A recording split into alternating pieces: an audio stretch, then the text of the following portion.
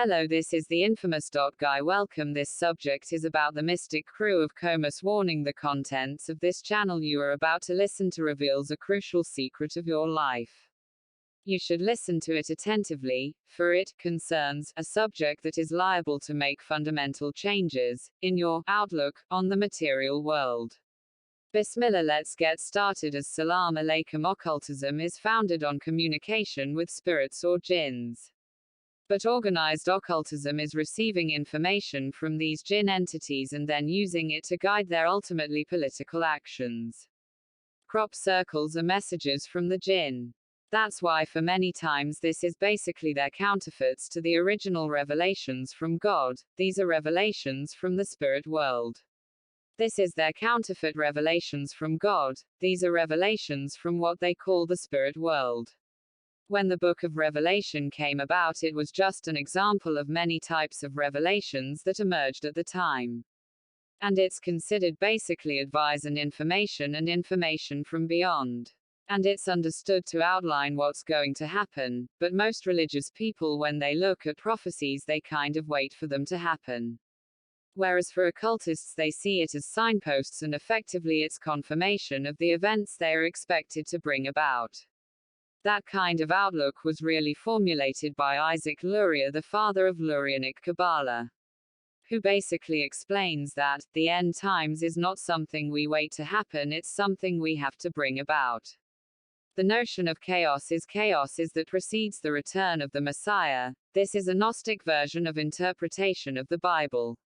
So Gnostic interpretation, its reverse, their Messiah is actually the Antichrist of those who have the opposite interpretation. What it means is that if the Book of Revelation describes chaos preceding the arrival of the Messiah, that means those conditions have to be created in order to accelerate to bring about his return. So if it describes wars, pestilence, disease, corruption, then of course it means that those conditions have to be brought about. The whole idea of Freemasonry, according to Albert Pike, is that it's what's called the Great Work. The Great Work term is derived from alchemy. Effectively, the plans of the Freemasons is to fulfill the Book of Revelation. Their ultimate goal is to rebuild the Third Temple of Solomon. Because that's where the Antichrist will rule from.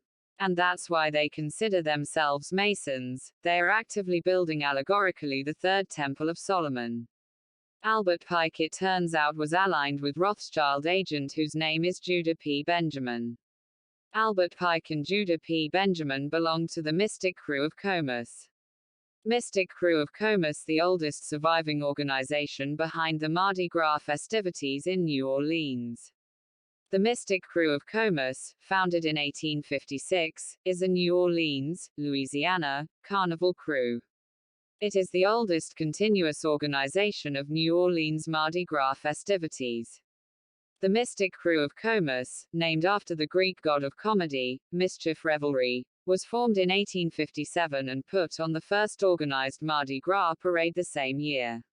Their ornately decorated floats, themed costumes, and marching bands were so popular that thousands of visitors came to New Orleans the next year to witness the spectacle. That is basically the underlying theme that ties occultism from Babylon to Shakespeare to Mardi Gras and Discordianism. The underlying ritual behind it is what is called the sacred killing of the king Zagmuk.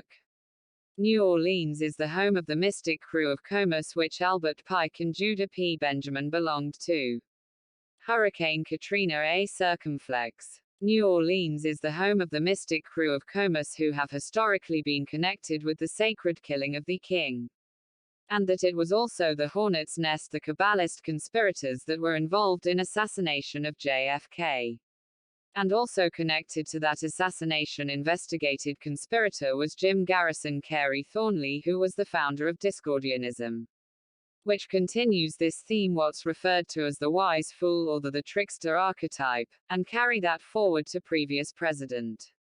The whole film of Discordianism really is what drove the sort mischievous pranksterism behind all the meme culture right-wing affiliated. Plus Discordian meme culture that helped to propel Donald Trump's election to the White House. And of course, you know, Donald Trump's been referred to as Chaos President. That's no accident. And he ultimately is kind of the idea of the fool the jester consciously put in power. It depends if you take a religious approach or you take a purely empirical approach. New Orleans, home to the mystic crew of Comus of the Mardi Gras revels and the ritual killing of the king, was the seat of the cabal behind the assassination of John F. Kennedy in 1963, to which belonged Kerry Thornley. Along with SLN celebrity Robert Anton Wilson, Thornley was responsible for developing a parody religion known as Discordianism, an occult-based prankster cult which exercised an important influence in the development of chaos magic sihir, as well as computer culture, to ultimately give rise to transhumanism and the subversive online community of the alt-right which helped propel Donald Trump to the presidency. Discordianism is founded on the notion of the trickster, first proposed by renowned psychologist Carl Jung, to explain the recurring archetype of the devil and its variations. It represents the attempt to revive what has been interpreted to be the dying god cults of ancient times, but often colored by modern interpretation. In other words, the same tradition of the wise fool that eventually inspired the mystic crew of Comus, the oldest organization of New Orleans Mardi Gras festivities. The first to recognize the recurring archetype of the dying and rising gods was James Frazer in The Golden Bough, first published in 1890, which has had a substantial influence on European anthropology and thought. Frazer's thesis of the dying god and the sacred king had an immense influence on a large number of authors inspired by the occult, such as Robert Graves, William Butler Yeats, H.P. Lovecraft, Sigmund Freud, James Joyce, Ernest Hemingway, D.H. Lawrence, Aleister Crowley, Ezra Pound and Julius Evola. T.S. Eliot acknowledged indebtedness to Frazer in his first note to his poem The Waste Land. Also influential was Margaret Murray, the principal theorist of witchcraft as a pagan survival in the witch cult in Europe.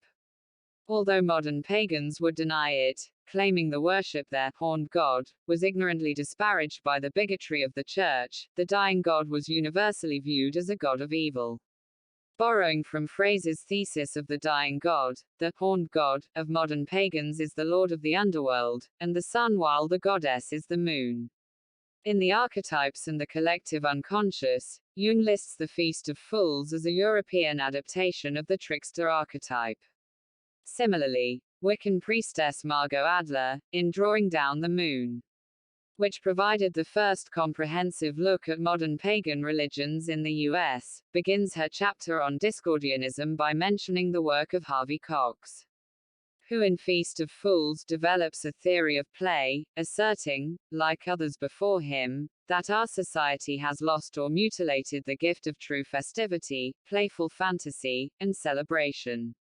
Adler was the granddaughter of Alfred Adler, who collaborated with Freud and founded the Adler's Society with Dimitrij Mitrinovic. She is the niece of Alexandra Adler, a neurology instructor at Harvard Medical School. Margot also cites the classic study on play written in 1944 by Johann Hausinger, who wrote that play and ritual are interrelated, and that all sacred rites are performed in the spirit of play, noting that the outlaw, the revolutionary, the Kabbalist or member of a secret society, indeed heretics of all kinds, are of a highly associative if not sociable disposition, and a certain element of play is prominent in all their doings. However, according to David Carlyon, the romantic notion of the daring political jester, which has been popularized over the last few decades, especially since the protests of the 1960s, is apocryphal. Carlyon concludes that popular culture embraces a sentimental image of the clown. Writers reproduce that sentimentality in the jester, and academics in the trickster, though it falters as analysis. As Carlyon points out, the trickster cliché is an adaptation of Shakespeare's conception of the jester, and examples of truth-telling fools in The Twelfth Night, As You Like It and King Lear. Sir Walter Scott's novel Ivanhoe (1819) and Mark Twain's Connecticut Yankee in King Arthur's Court (1889) are two literary examples of the enduring fashion. As Carlyle notes, the jester, comic sidekick in that era's medieval mania, was imagined saying to the king what no one else dared say. According to Carlyle, Soviet philosopher Mikhail Bakhtin's theory of the carnivalesque, to playfully invert social conventions through humor and chaos, is another obvious influence. The idea of the carnivalesque originated in Bakhtin's Problems of Dostoevsky's Poetics 1929, and was further developed in Rabelais and His World 1940. Bakhtin traces the origins of the carnivalesque to the concept of carnival, itself related to the Feast of Fools. It was one of the leading situationists, Raoul Vaneigem, in his book The Revolution of Everyday Life 1967, who inspired the May 1968 student movement with what could be called carnival liberation theory. Vaneigem observed that, a strike for higher wages or a rowdy demonstration can awaken the carnival spirit, and revolutionary moments are carnivals in which the individual life celebrates its unification with a regenerated society. Archetypes. According to Jung, are fundamental human themes found throughout world mythology, and are the product of what he calls the collective unconsciousness. Included motifs are the mother, the child, the trickster, and the flood, among others. Reinvented from culture to culture in mythology and folklore. The trickster is presented as God, spirit, man, woman, anthropomorphic animal, supernatural being, or the occasional mischievous fairy who disobeys rules and conventional behavior, causing chaos while also inspiring some kind of change to occur. The trickster is a shapeshifter and so has the possibility of transformation. The fool or the court jester survives in modern playing cards as the Joker. As suggested by G.P. Hansen in The Trickster and the Paranormal, the term trickster was probably first used in this context by Daniel G. Brinton in 1885. Brinton, an American archaeologist and ethnologist, graduated from Yale in 1858, where he had been a member of the Scroll and Key Secret Society. In mythology, and in the study of folklore and religion, a trickster is a character in a story god, goddess, spirit, man, woman, or anthropomorphization, which exhibits a great degree of intellect or secret knowledge, and uses it to play tricks or otherwise disobey normal rules and conventional behavior. Tricksters are archetypal characters who appear in the myths of many different cultures. Lewis Hyde describes the trickster as a boundary crosser. The trickster crosses both physical boundaries and often breaks societal rules. Tricksters violate principles of social and natural order, playfully disrupting normal life and then re-establishing it on a new basis. According to Lewis Hyde in The Trickster Makes This World, I want to argue a paradox that the myth asserts, that the origins, liveliness, and durability of cultures require that there be a space for figures whose function is to uncover and disrupt the very things that cultures are based on. The trickster archetype is an important model for modern occultism, particularly through chaos magic and Discordianism, which is dedicated to the worship of Eris, the goddess of chaos and a trickster. Their pranksterism, according to Ian Bear, writing in the neo-pagan journal Green Egg, is referred to as divine irreverence. On a larger scale, the chaos magician is able to work vast changes unattainable through orderly means. As such, the model of the Discordians is the wise fool, possessed with divine madness, who, like Nietzsche, peered into the abyss and cracked. In Nietzsche's Madness, prepared but not published for the last issue of A Cafale in 1939. George Bataille says, he who has once understood that in madness alone lies man's completion, is thus led to make a clear choice not between madness and reason, but between the lie of, a nightmare of justifiable snores, and the will to self-mastery and victory.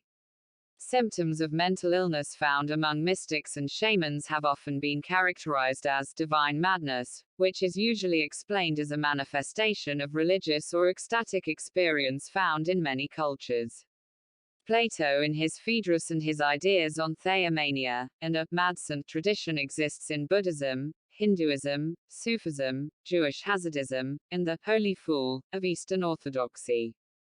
Tibetan Buddhists generally referred to madmen as Mahasiddha, a term for someone who embodies and cultivates that siddhi of perfection.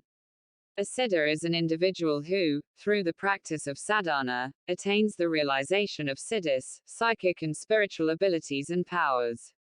Mahasiddhas were practitioners of yoga and tantra, or tantrikas, whose historical influence reached mythic proportions throughout the Indian subcontinent and the Himalayas. As codified in their songs of realization, or namtars, many of which have been preserved in the Tibetan Buddhist canon. As Salam Alaikum.